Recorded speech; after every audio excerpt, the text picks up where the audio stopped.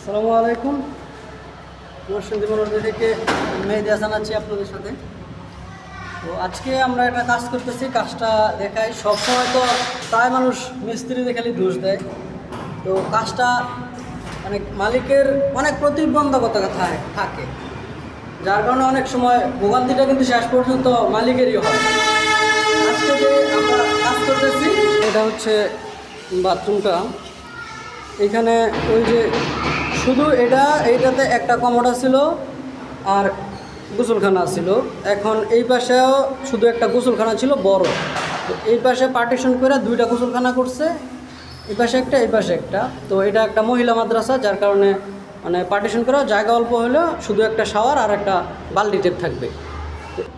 আগে আপনার ওই থ্রেড পাইপ দিয়ে কাজ করা ছিল, ওইগুলা এখন জং ধরে জাম হয়ে গেছে, নষ্ট হয়ে গেছে। তো আজকে আমরা সিপিভিসি দিয়ে কাজ করব। আর প্রায় সময় তো মনে করেন সবাই শুধু মিস্ত্রির দোষ দিয়ে দেয়। সব সময় আসলে মিস্ত্রির দোষ থাকে না, মালিক পক্ষের অনেক প্রতিবন্ধকতা থাকে, যার কারণে অনেক সময় অনেক কিছু করা যায় না।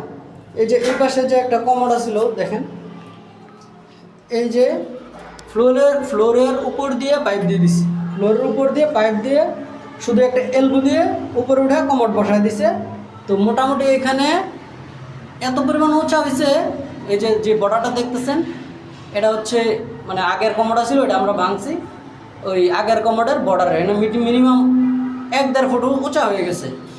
তো যার কারণে এলবো দিয়া বের করার পরেও আপনার মানে এতটুকু উঁচা হয়েছে।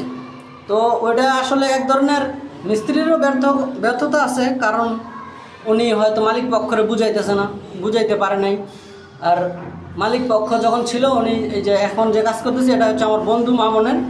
তো মামুনের বাবা ছিল তখন, উনি আপনার ওই যে করতে দেয় নাই, ছাদ হোল করতে দেয় নাই, যার কারণে মিস্ত্রির কিছু করার নাই। ছাদ যেহেতু হোল করতে দিবে না, তো এইখানে মিস্ত্রির কিছু করার নাই, উনি যেমনে পারছে এমনই।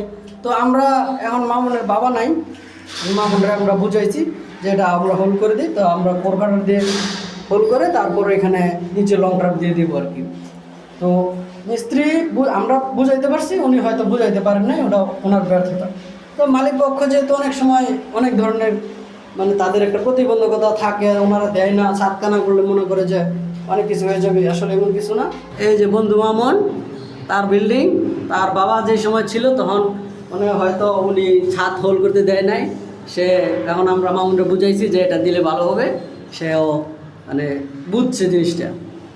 আপনারা কইলে ভাই করতাম না ভাই, অবশ্যই তাইলে আপনারা বুঝেন তো, ভালো লাগবে তো কইছি। আর যেমনি সুন্দর এমনিতে কাজ করতে হবে নাকি? অবশ্যই। এর আগে তো জিনিসটা সুন্দর ছিল না, এখন দেখবা যখন টাইলস ইউজ করবা দেখবা কত সুন্দর হইব।